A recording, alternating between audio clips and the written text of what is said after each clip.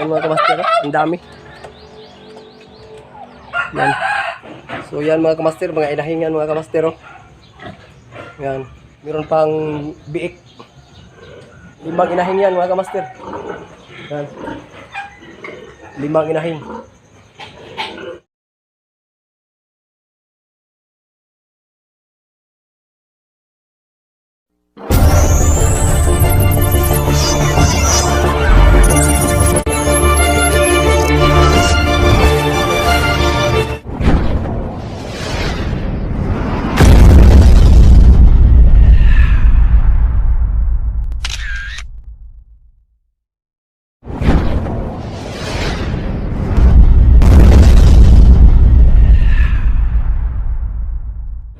Yo, what's up?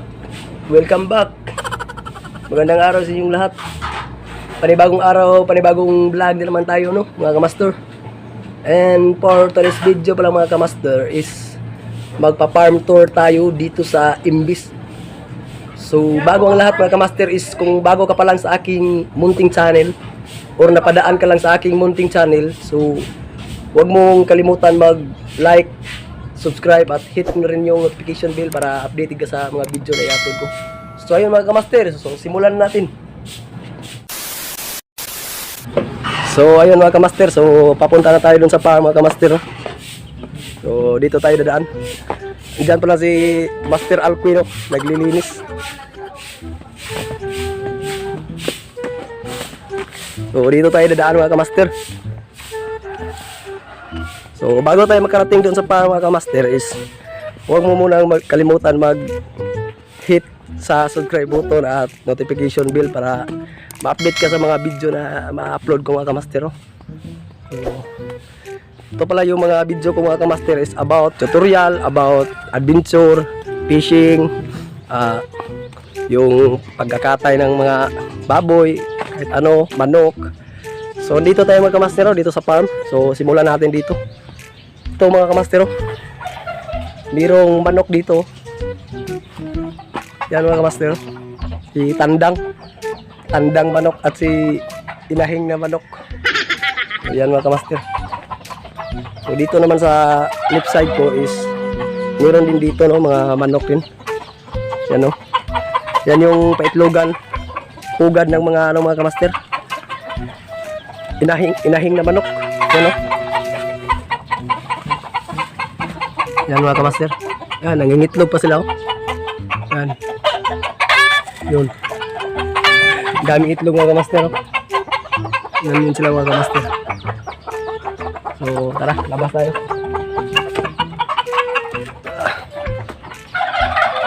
So dito naman tayo mga kamaster, oh. So ito yung mga tawag nito is parang bantris. Yung pinapakain mga kamaster is ano lang, para mangitlog sila, papakainin ng pagkain yung pampaitlog, no? Yan, no? May mga itlog pa, oh. Yan. So maliit lang, kunti na lang sila, no? Yan, no? Yan. Marami yan dito dati mga kamaster, pero di ko alam kung bakit maliit, kunti na lang yung ano. So dito tayo sa kabila na naman. So ito yung mga pabo. Yan mga kamaster, oh. Parang maliliit na ostrich ba? Yan mga kamaster, oh. Ang dami. Yan. Mga ostrich, maliliit na ostrich. Meron yung laki, babae at saka lalaki.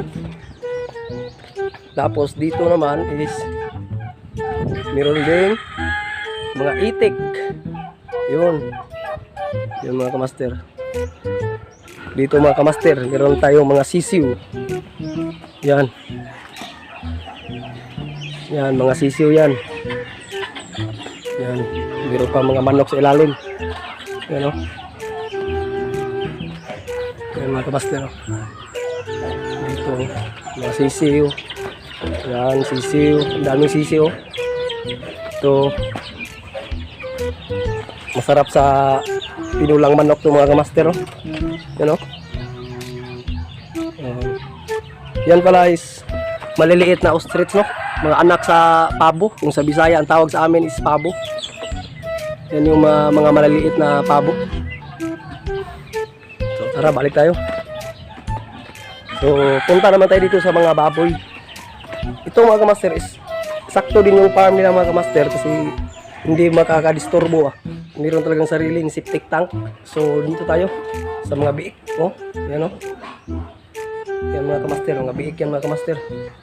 So, meron din dito. Yan oh. Ang dami na mga kamaster.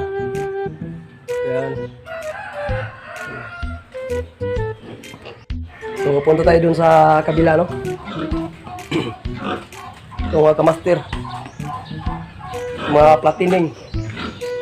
Yan. Mga baboy. Platining yan. Pwede kayo mag-order dito mga kamaster. Kung gusto nyo mag-lechon, so, pwede kayo dito. Ito tayo. Ito mga kamaster, oh. Tingnan yung mga kamaster. Yung biik. Parang katalo na yung biik mga kamaster. Yun. Yung mga kamaster. Ang platining. Ganda ng kulungan ng mga kamaster. Malinis yaw. Malinis. Di ka makakita ng pae ng baboy. Malinis talaga. Yan talaga, yan kasi yung importante. Dapat malinis yung kulungan, no? Yung mga kamaster, no? So, meron din silang sariling septic tank, mga kamaster, no? Para di makadisturbo ba sa mga kapitbahay. Di maamoy yung ano nila, yung mga di mangangamoy tae. So, ito mga kamaster, ito yung mga platining din. Tamang-tama pang litson mga kamaster, no? Baka gusto ko yung mag-litson mga kamaster, so pwede kayo mag-comment, comment section lang. Pwede kayo mag-comment sa aking comment section, so para makontak ako. Ito. Yan. Yan mga kamaster, so malinis yung kulungan, no? Malinis yung kulungan nila. Ito yung maganda mga kamaster. So ito rin mga platining mga kamaster, no? Yan, no? Malapit na rin ito i-harvest. So, ang mag-harvest pala nito mga kamaster is si Boss Rico, yung taga Talisay City, oh. Talisay City, Cebu. Siya yung mag-harvest nito. So, shout out pala sa'yo, Boss Rico. Mag-harvest dito sa baboy sa Indus. Ito, meron pa dito. Yan mga kamaster. So, dito tayo. Yan. Ito pala mga baboy dito mga kamaster is ito yung mga anak ng mga inahing. Meron din kasi silang inahing dito. Inahing na baboy. Yan o. Ito mga inahing to mga kamaster.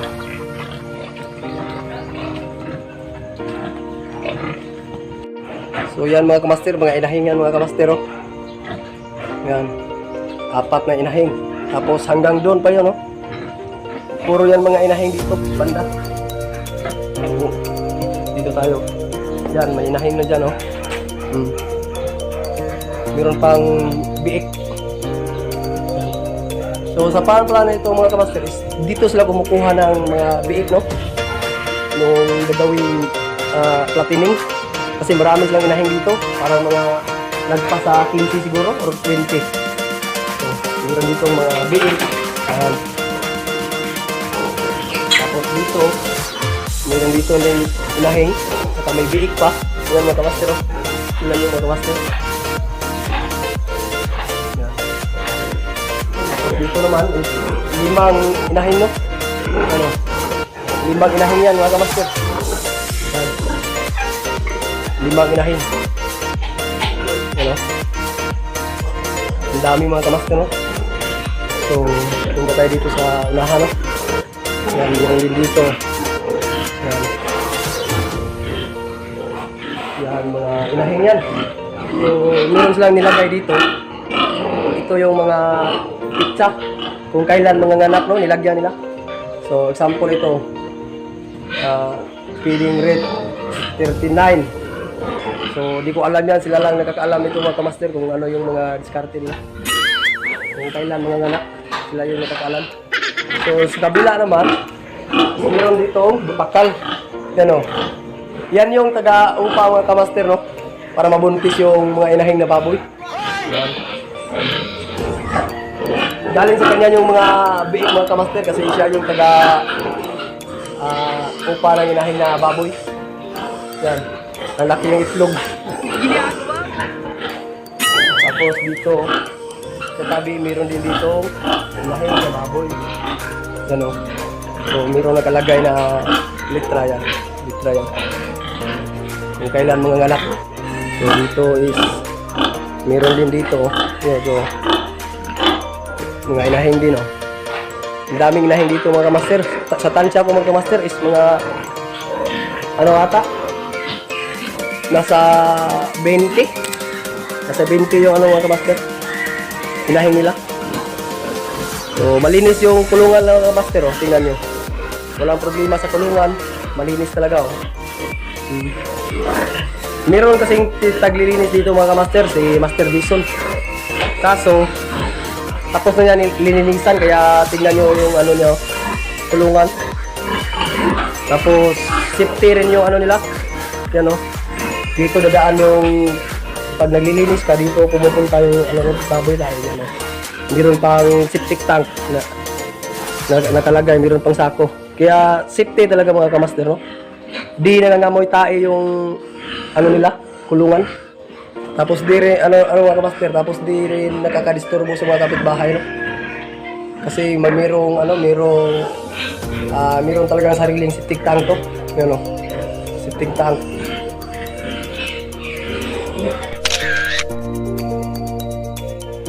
Maganda yung kulungan lang mga kamaster, no? Wala akong masabi kasi malinis. Ang importante kasi sa kulungan mga kamaster is malinis, no? Yan yung importante. Yan. Mayroong pizza, oh. Yan. Nilagyan nila ng mga pangalan.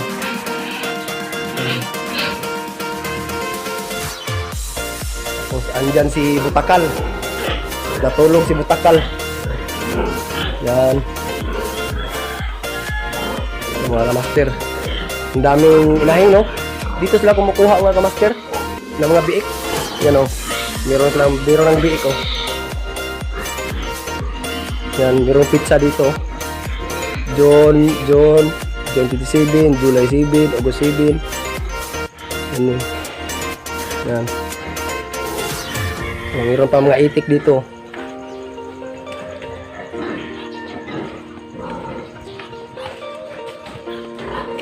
Tingnan nyo mga kamaster yung drawing.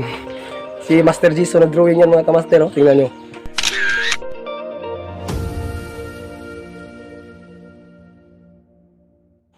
So yun mga kamaster, no? So maganda yung kulungan ng mga kamaster. Wala akong masabi, malinis yung mga kulungan nila. Yan, no? So yun mga kamaster, so maraming salamat mga kamaster sa panonood ng aking farm tour sa Inbis. So ayun mga kamaster, no? So huwag mong kalimutan mag-subscribe pa lang mga kamaster at hit mo rin yung notification bell para update sa mga video na i-upload ko. So ayun mga kamaster, so tapos na tayo mag-farm tour. Yun. So, wala akong masabi sa kulungan mga kamaster. Malinis. Approve. So, thank you.